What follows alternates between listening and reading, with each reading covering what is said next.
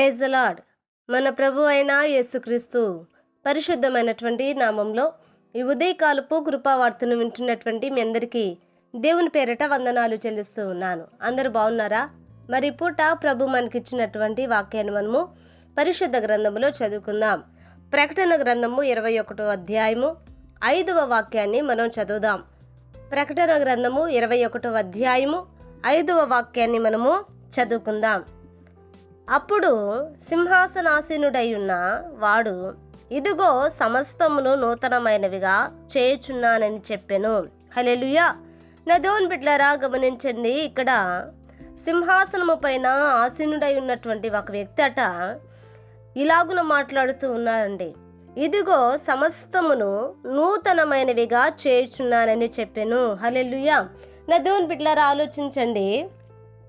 సమస్తమును కూడా ఆయన నూతనముగా చేర్చున్నాడట. అంటే గతించిపోయిన వాటిని, పాత వాటిని, పాడైపోయినటువంటి వాటిని, పనికి రానటువంటి వాటిని ఈయన నూతనమైనవిగా చేస్తూ ఉన్నాడు.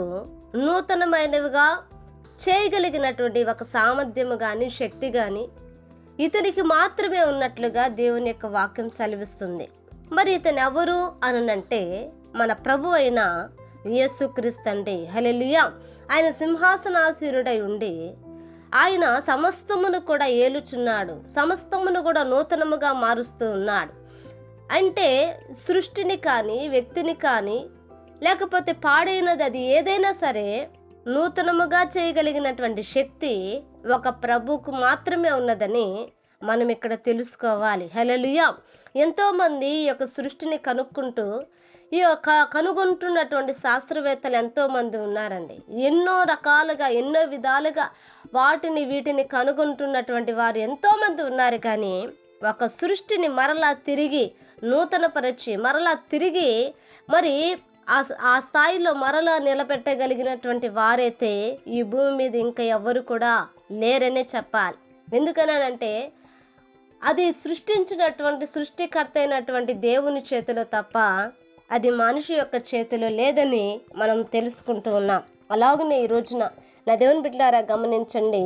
పాడైపోయినది అది ఏదైనా, బ్రతుకు పాడైపోయిందా, ఆలోచనలు పాడైపోయి ఉన్నాయా, జీవితం పాడైపోయిందా, కుటుంబ వ్యవస్థ పాడైపోయిందా, అనుబంధాలు, అనురాగాలు అనేవి పాడైపోయి ఉన్నాయా, లేకపోతే ఇదిగో మన యొక్క శరీరములో ఉన్నటువంటి ఆరోగ్యము పాడైపోయి ఉందా, మన సంపాదన పాడైపోయిందా, అది ఏదైనాను సరే మరి పాడైపోయి ఉన్నటువంటి ప్రతి దానిని మనము ప్రభు చేతిలో పెట్టగలిగితే, దేవుని చేతికి మనం అప్పగించగలిగితే ఆయన నిజముగా దానిని నూతనపరచగలిగిన దేవుడండి. హల్లెలూయా.